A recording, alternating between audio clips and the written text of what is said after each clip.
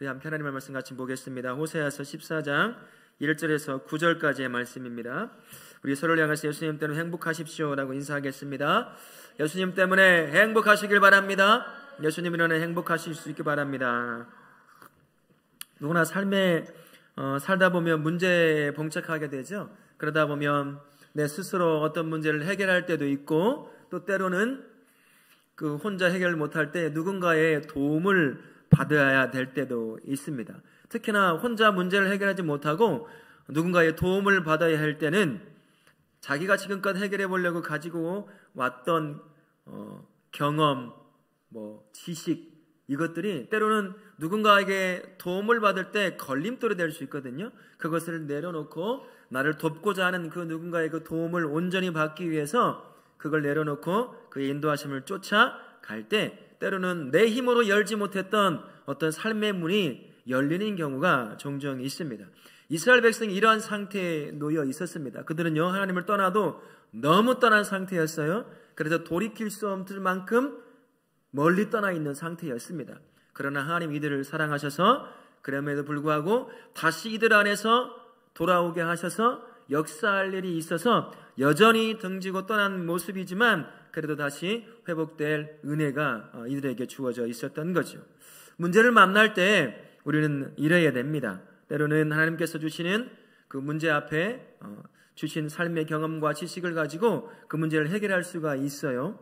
그러나 때로는 그렇지 못할 때도 있습니다. 어떻게 될지 깜깜할 때가 있잖아요. 그럴 때는 성령께서 주시는 지혜와 능력을 의지해야 하는 거죠. 그때는 뭘 해야 될까요?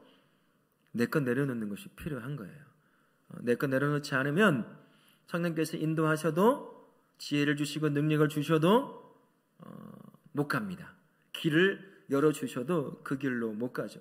내가 붙잡고 있으면 내가 원하는 그 길을 찾기 때문인 거죠.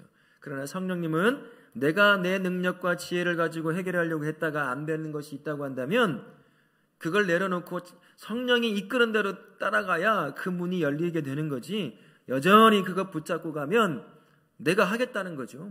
이게 성령을 의지하는 거겠습니까? 그게 쉽지 않은 게 문제긴 해요.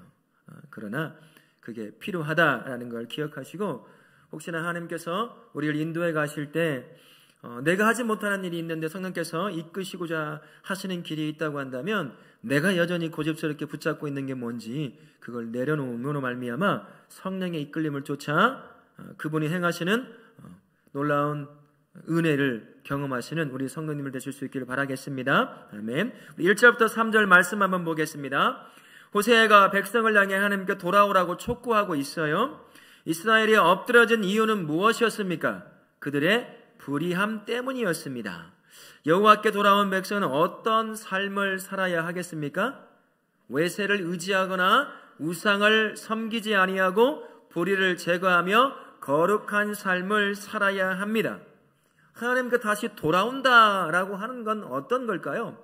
어제까지 살아왔던 삶을 내려놓고 주께서 나의 인생의 주인 되십니다 라고 고백한 그 믿음의 고백을 쫓아 이제는 어제의 삶이 아니라 오늘 어떤 삶을 살아야 돼요? 새로운 삶을 사는 거예요. 그게 하나님 앞에 돌아오는 것이다 라는 것을 기억하시면 참 좋겠습니다. 그래서 어제까지 살아왔던 건 내려놓지 않고는 오늘 허락하신 새로운 삶을 살 수가 없어요. 여전히 내가 가지고 살아왔던 고집센 나만의 방식을 가지고 살아가기 때문인 거죠. 하나님은 다른 방향으로 이끌어가고 싶은데 내가 어제껏 내려놓지 못하면 오늘도 여전히 어제에 쫓아갔던 그 삶을 살아갈 수밖에 없는 겁니다. 새 삶으로 부르셨는데도 여전히 옛 삶을 살고 있는 연약한 모습으로 계속해서 살아갈 수밖에 없는 거죠.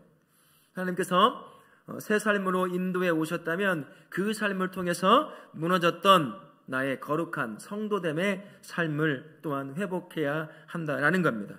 이스라엘은 하나님에게서 떠나도 너무 멀리 떠나버렸습니다.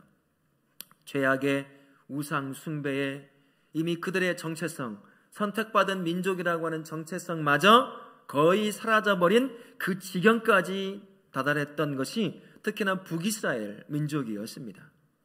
그런데도 하나님은 이들을 사랑하셔서 다시 돌아오도록 끊임없이 선지자를 통해 말씀을 예언을 징계를 선포해서 돌아오게 하셨던 거죠. 그러나 이스라엘 고집스럽게 자기만의 방식을 끝까지 의지하며 나아갑니다. 두 가지 방식을 이끌어갔는데요. 첫 번째는 여전히 하나님을 믿어야 될 선택된 민족임에도 불구하고 하나님이 아니라 이방의 강대국들을 그렇게 의지하려고 했어요.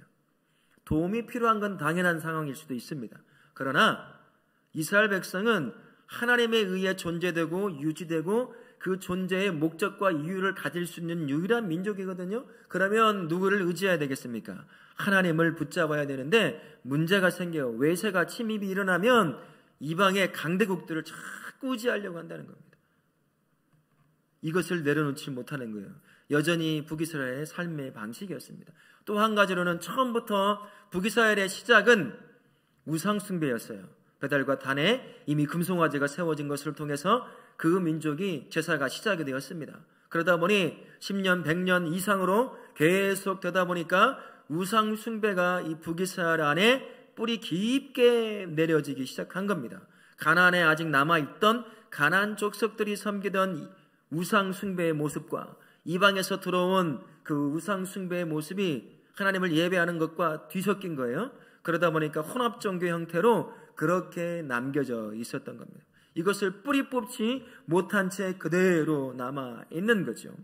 이렇게 이스라엘은 안과 밖으로요 더 이상 하나님을 찾아갈 수 있는 그 형편이 못 되었던 겁니다.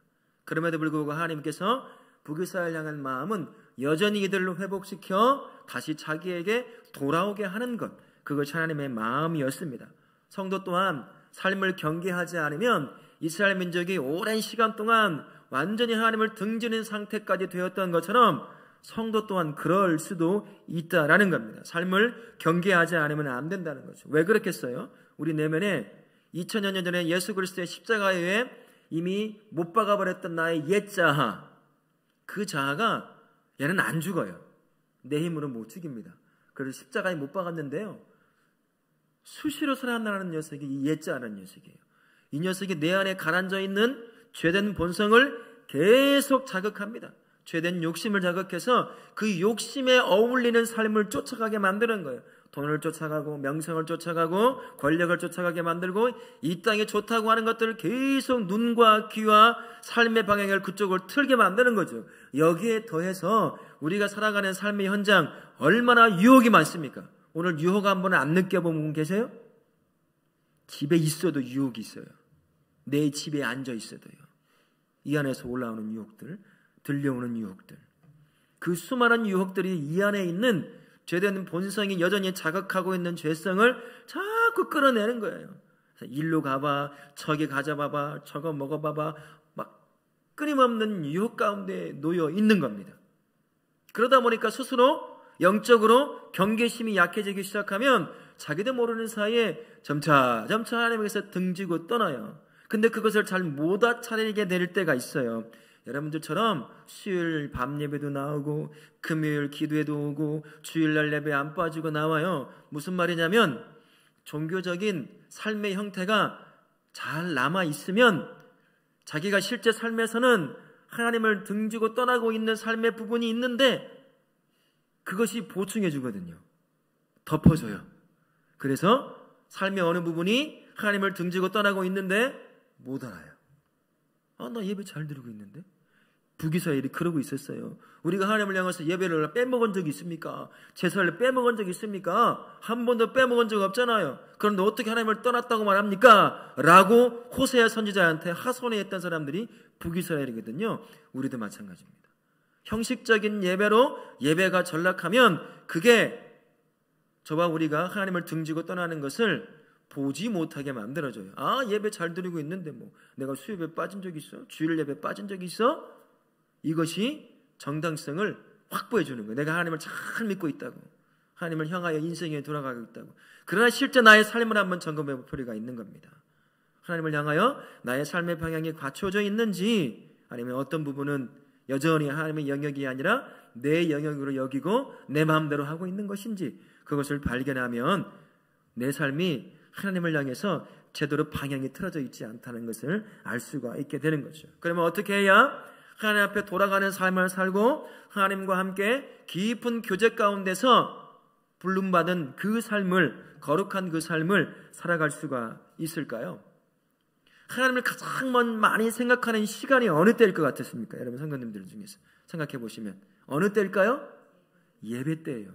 예배 때는 다른 정말 정신만 바짝 차리면 내 예배를 받기를 원하시는 하나님 앞에 집중할 수 있거든요. 무슨 말이겠습니까? 성도가요, 형식적인 예배를 깨고 살아있는 예배, 하나님이 기뻐하는 예배, 내 삶이 준비된 예배를 주 앞에 드리면 하나님을 향해 내 삶이 방향이 잡혀지는 그 연습과 그 삶이 이루어지기 시작하는 겁니다.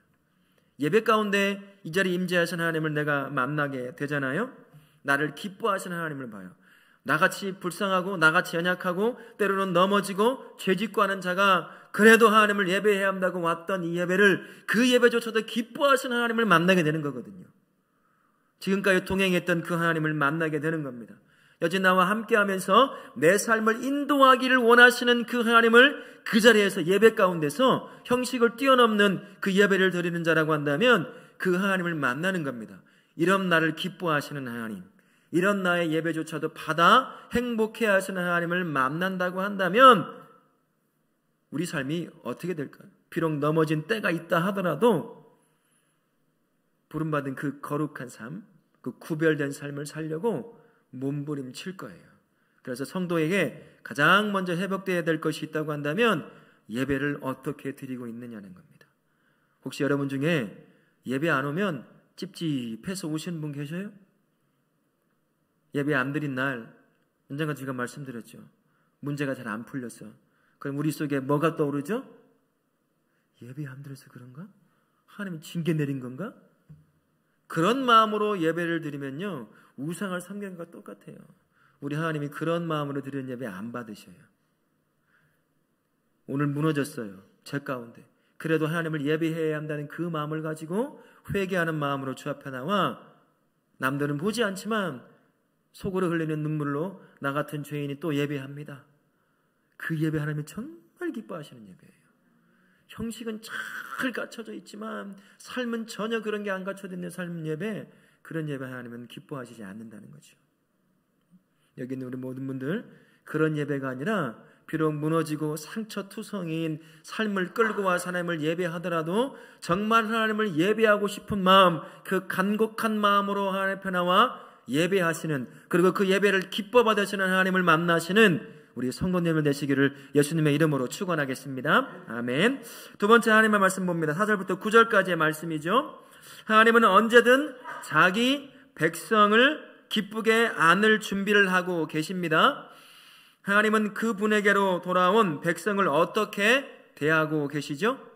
반역을 고치셔요 사랑하십니다. 백합화와 백향목을 살리는 이슬처럼 생명을 공급해 주신다라는 겁니다. 두 번째요, 하나님께 돌아온 백성은 어떤 모습으로 회복된다고 말씀합니까? 감람나무처럼 아름답고 레바논 백향목처럼 향기로우며 곡식같이 풍성하고 포도나무같이 꽃이 필 것이며 레바논의 포도주처럼 향기로울 것이다 라고 말씀합니다. 죄인과 의인은 여호와의 도, 즉 하나님의 말씀 앞에서 어떻게 반응한다고 하죠?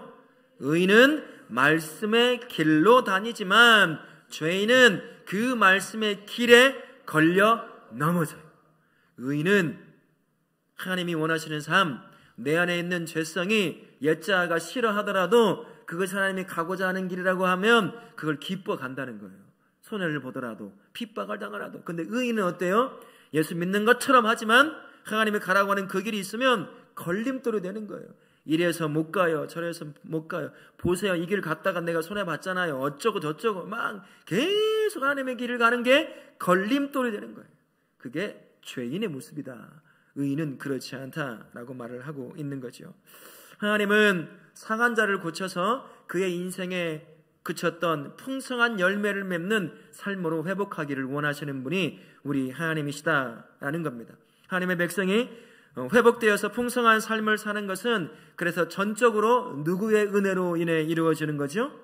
하나님의 은혜입니다. 내가 능력이 있어서 되는 것이 아니라는 거예요. 그래서 하나님은 회복의 은혜로 자신의 백성이 언제나 어느 곳에 세워지건 간에 풍성한 열매를 맺는 삶을 살기를 원하시는 분, 그분이 우리 하나님이시다라는 것 기억하시길 바랍니다. 이스라엘 향한 하나님의 마음, 그 마음이 어떨까? 여전히 등지고 떠나 있어요. 북이스라엘 역사를 보면 진짜 돌이킬 수 없는 상황까지 가 있어요. 수많은 왕들이 세워졌죠. 19명 가까운 왕들이 세워지지만 한 명도 하나님 앞에 올바로 선 사람이 한 명도 없어요.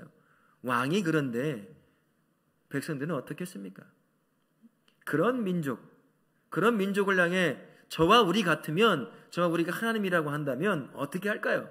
어떤 마음이 우리의 마음일까요? 징계를 내리고 싶겠죠. 몽둥이를 들어서 때려야 되는 게 맞잖아요.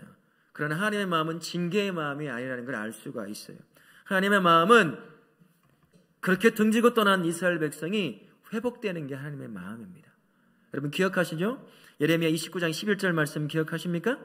우리 같이 한번 보고도 읽으시고 안 보고도 한번 암송도 해보시면 좋을 것 같습니다. 여호와의 말씀이니라. 너희를 향한 나의 생각을 내가 아나니 평안이요 재앙이 아니니라. 너희에게 미래와 희망을 주는 것이니라. 이것이 바로 하나님이 저와 우리를 향해 가지고 있는 기본적인 마음이세요. 호세아는 이것을 이런 식으로 표현합니다. 호세아 11장 8절 말씀에 같이 한번 읽어볼까요? 시작. 에브라임이여 내가 어찌 너를 이스라엘이여 내가 어찌 너를 버리겠느냐. 내가 어찌 너를 아드마같이 놓겠느냐. 어찌 너를 스보임같이 두겠느냐. 내 마음이 내 속에서 돌이키어 나의 긍휼이 온전히 불붙듯 하도다. 나를 등지고 떠난 너희를 향한 다시 회복시키고자 하는 그 마음이 불불듯 일어난다는 거예요. 그래 어디 한번 내 매맛 좀 봐라 라고 하시는 게 하나님의 마음이 아니라 등지고 떠나도 한참 떠나 돌아올 기미도 보이지 않는 그들을 향한 하나님의 마음은 회복시키고자 하는 불붙듯 일어나는 그런 마음이다 라는 것이죠. 하나님은 처음 이스라엘을 선택했었을 때처럼 똑같이 그들을 회복해서 그들의 삶 가운데 풍성한 열매를 맺는 그러한 민족으로 회복시키기를 원하시는 것이 하나님의 마음이었습니다. 북이스라엘을 회복시켜 열매를 맺게 하시려고 할 때 그 열매는 어떤 열매일까요? 여러분 북이스라엘이든 남유다든 유다 백성은 무엇을 위해서 특별히 선택받은 민족이라고 그랬나요? 이 땅을 향하여, 열방을 향하여, 모든 민족을 향하여 누구를 보여주기 위해서요? 하나님을 보여주기 위해서예요. 열방을 향한 죄 가운데 죽음을 향해 달려가는 그 민족들, 사람들을 향하여 하나님의 마음이 무슨 마음인지 보여주게 하려고, 알려주게 하려고 이스라엘 백성을 특별히 선택해서 그 작은 땅의 작은 민족, 연약한 민족으로 세워놓으셨어요. 그 민족이 어떻게 살아가는지를 통해 죄 가운데 있는 모든 민족이 하나님을 발견하게 만드시려고요. 그리고 하나님을 믿고 주 앞에 돌아오게 만드시려고요. 바로 그 풍성한 열매, 이 민족을 통해 수많은 민족이 하나님 앞에 돌아오는 그 열매를 맺게 하시려고 하시는 것, 그래서 이 민족을 다시 회복시키려고 하시는 이유가 바로 이 사명을 통해 원래 맺어야 될 풍성한 열매를 맺게 하기 위함이었다라는 것입니다. 하나님은요, 성도 또한 언제나 회복의 위치에 놓여 있기를 원하시는 분이 우리 하나님이십니다. 바로 그 회복의 그 자리에서 부름받은 그 사명을 다해 살며 열매를 맺게 하는 그 사람으로 저와 우리를 세우기를 원하신다라는 겁니다. 예레미야 31장 12절에 이렇게 말씀합니다. 같이 한번 읽겠습니다. 그들이 와서 시온의 높은 곳에서 찬송하며 여호와의 선하심 곧 곡식과 새 포도주와 기름과 어린 양의 떼와 소의 떼를 얻고 크게 기뻐하리니 그 심령은 물된 동산 같겠고 다시는 근심이 없으리로다. 하나님께서 우리를 불어 다시 회복시키기를 원하시는 이유는 뭐냐? 저와 우리가 물된 동산 같은 존재로 세우기 위함입니다. 물된 동산은 어떤 동산일까요? 풍성한 열매가 막 맺히는 거죠. 이 전주는 또 복숭아가 유명하잖아요. 또 여기서 자랐잖아요. 조금은. 그래서 복숭아가 열면 그 익기도 전에 푸릇한 동그란 게 있어요. 그게 땅에 떨어지면 씻어서 뭐에 넣어서 먹죠? 사카린에다가요. 물 탁 넣어가지고 먹으면 은근히 맛있어요. 사카린이 뭔지 아시죠? 이걸 알아듣는 세대는 한 40 후반이나 이제 50대가 넘어가고 있는 사람이라는 거예요. 설탕 같은 그게 공업용 설탕인가요? 뭔가 있을 거예요. 아마 일반적으로 먹지 않는 설탕이거든요. 그래서 거기에다 이만한 양푼에다가 넣어가지고 그 씻어가지고 넣어서 먹으면 굉장히 맛있거든요. 근데 어느 흉년이 지면 아무리 복숭아 맛이 많아도 복숭아가 그렇게 많이 열리지 않아요. 물된 동산 같은 곳이라는 것은 그렇게 주어진 그 작은 땅덩어리지만 그 안에 풍성한 열매가 맺어서 들짐승이든 산새든 사람이든 그곳을 지나가면 풍성한 먹을 것을 얻을 수 있고 쉼을 얻을 수 있는 그러한 곳을 말한다는 겁니다. 성도를 하나님이 그렇게 풍성한 인생 되게 하시기를 원하시는 거예요. 그래서 회복을 우리에게 허락해 주신다라는 것입니다. 그래서 하나님께서 우리를 회복시키시는 그 삶을 향해 우리는 하나님을 만나러 가야 되는 것이고, 그럼을 통해서 우리 삶에서 이제 그 풍성한 열매를 맺어 드려야 되겠지요. 어떤 열매를 맺어야 될까요? 우리 삶에 나에게 주시는 그 구원의 풍성한 은혜를 흘려보내는 겁니다. 그래서 여러분이 세워졌다고 하는 그 자리가 어디예요? 여러분 가정이잖아요. 그죠? 직장이에요. 그리고 여러분 학원입니다. 내가 예수 믿는 내가 풍성한 물된 동산과 같은 인생을 살아가는 내가 그곳에 세워졌다는 이유 그 하나만 가지고도 나의 가정이 나로 인해 풍성한 하나님의 구원의 은혜를 누릴 수 있어야 한다는 거예요. 내가 세워진 직장에 내가 그곳에서 일한다는 그 이유 하나만 가지고도 나의 안에 넘쳐 흐르는 그 하나님의 풍성한 물된 동산 같은 인생으로 말미암아 그곳에 구원의 복음이 차고 넘쳐야 한다는 것이죠. 내가 세워진 학원도 마찬가지라는 겁니다. 여러분의 삶은 어떠신가요? 여러분이 세워진 가정, 여러분 때문에 풍성한 물된 동산 같은 그러한 가정으로 세워져 가고 있습니까? 여러분이 세워져 있는 직장은 어떻습니까?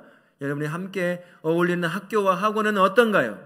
나로 인해서 그곳이 풍성한 물된 동산 같은 복음이 넘쳐 흐르는 곳인가요? 아니면 바삭바삭 말라버린 가뭄에 말라버린 논바닥같이 그런 곳이 되어가고 있나요? 성도가 세워진 곳은 언제나 나로 인해 풍성한 물된 동산 같은 곳이 되어야 합니다. 나의 삶을 통해 복음이 흘려가야 되는 거죠. 내가 맺는 열매가 그 안에서 맺혀져야 한다는 것입니다. 그래서 하나님 우리를 회복시키는 거예요. 그래서 우리는 매일같이 하나님을 향해 나아가며 메말랐던 삶이 회복이 돼야 돼요. 우리 힘으로 살면 메말라 바삭바삭 갈라진 논바닥 같은 인생밖에 되지 않습니다. 매일같이 하나님을 향해 나아가 그분이 주시는 물된 동산 같은 그 은혜를 머금고 차고 넘치게 촉촉하게 적셔져서 흘려보낼 수 있어야 한다는 거죠. 나의 언어를 통해서. 내가 말만 하면 사람들이 나를 떠나. 내가 말만 하면 사람들이 인상이 찌푸러져요. 어떻게 된 걸까요? 은혜를 입으로 흘려보내고 있는 걸까요? 은혜를 까먹고 있는 걸까요? 은혜를 까먹고 있는 거죠. 그러니까 언어라고 하는 것도 굉장히 중요합니다. 내 안에서 올라오는 대로 말한다고 다 그게 말이 아닌 거죠. 우리는 모든 몸부림을 통해서 내 안에 차고 넘치는 그 은혜를 흘려보내는 존재라는 것을 기억하십시오. 그래서 매일같이 하나님을 만남으로 말미암아 그분에게 은혜를 공급받는 거예요. 그래서 이 안에 삶의 영혼 안에 풍성이 차고 넘치도록 그래서 그 은혜를 흘려보내야 되는 거예요. 3일간에 하나님 내가 그 은혜를 차고 넘치게 내 안에 머금길 원합니다. 그래서 내가 주어진 자리에서 흘려보냄으로 말미암아 사명인 그 복음으로 풍성한 열매를 맺는 복된 인생 되게 해주십시오 라고 그렇게 간구하시는 우리 성도님들 되실 수 있기를 바라겠습니다. 그러면 어떻게 해야 성도를 향한 하나님의 그 마음, 돌이켜 풍성한 열매를 맺게 하고자 하시는 그 마음을 품을 수 있을 것인가? 하나님의 말씀의 복됨을 깨닫고 그 말씀을 쫓아 살아가는 거예요. 마음에 품고 품어진 그 마음에 순종함으로 쫓아가는 삶을 사는 것입니다. 그럴 때 그 말씀이 나로 하여금 풍성한 열매를 맺게 한다라는 겁니다. 이스라엘 사명이요, 누구한테서 받은 거죠? 하나님에서 받은 거예요. 말씀을 통해 그들을 선택하고 지명하여 불러 자신의 선택된 백성으로 세워 놓으셨습니다. 이사야 42장 6절에 이렇게 말씀하셔요. 같이 한번 읽겠습니다. 나 여호와가 의로 너를 불렀은즉 보호하며 너를 세워 백성의 언약과 이방의 빛이 되게 하려니. 이방의 빛이 되게 하려니. 하나님을 보여주는 인생, 하나님의 마음을 흘려보내는 민족, 바로 그 빛이요 그 민족으로 세우신 분이 하나님이십니다. 말씀을 통해 그들을 불러 세웠다라는 거죠. 성도도요 그렇습니다. 이거 성도에게 어떤 의미로 다가올까요? 성도의 사명과 열매 맺는 그 삶 또한 하나님의 말씀에 달려있다라는 것입니다. 우리가 사명을 깨닫고 사명을 다하는 인생을 통해서 복음의 열매를 맺을 수 있으려고 한다면 여러분의 마음의 중심에 무엇이 중심을 잡고 있어야 될까요? 여러분을 부르신 하나님의 말씀입니다. 그 말씀이 내 안에 채워져 있어야 돼요. 그리고 성도는 채워져 있는 그 말씀을 어떻게 해야 될까요? 몸부림치며 순종하려고 하는 거예요.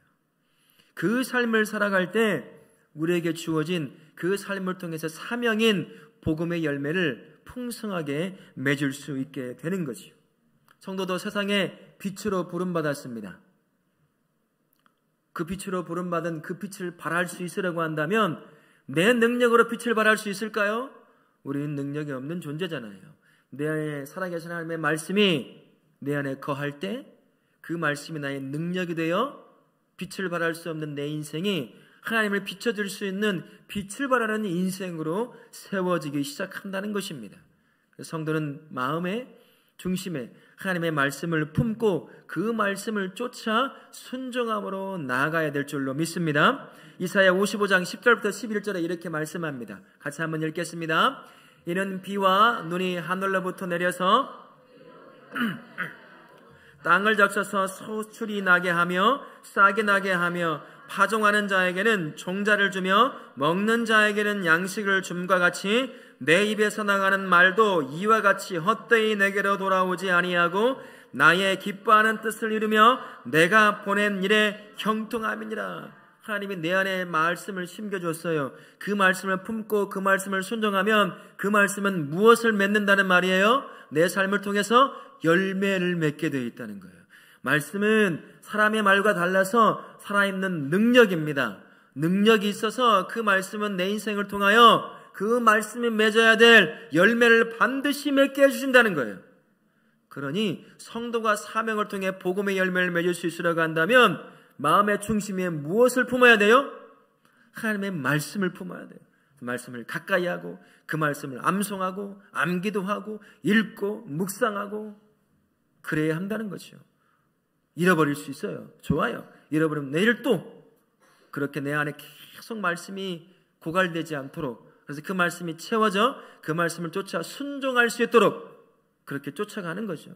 그러면 내가 혼자 맺을 수 있는 열매와는 비교할 수 없는 그 복음의 열매를 풍성하게 맺는 인생으로 세워지게 되는 겁니다. 그래서 성도는 마음 중심에 하나님의 말씀을 언제나 품으려고 애를 쓰고 품은 그 말씀을 지식으로 머물게 하는 것이 아니라 그 말씀을 쫓아 순종함으로 말미암아 주께서 우리 삶에서 맺기를 원하시는 그 풍성한 복음의 열매가 항상 맺어지게 하는 그런 삶을 살아야 될 줄로 믿습니다. 아멘. 우리 성도님들은 복음의 사명을 위해 우리를 부르신 말씀을 마음에 품고 사실 수 있기를 바랍니다. 이 안에 욕심, 이 안에 세상의 생각들, 그런 것들 품어 내 영혼을, 내 삶을 이스라엘 백성들처럼 나도 모르는 사이에 점점 하나님에서 멀어지게 만드는 그런 어리석은 삶을 살지 않기를 바랍니다.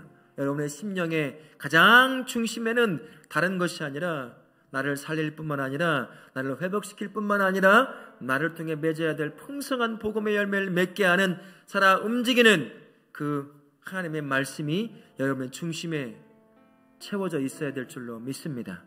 그 말씀을 가까이 하고 그 말씀을 품고 사실 수 있기를 바랍니다.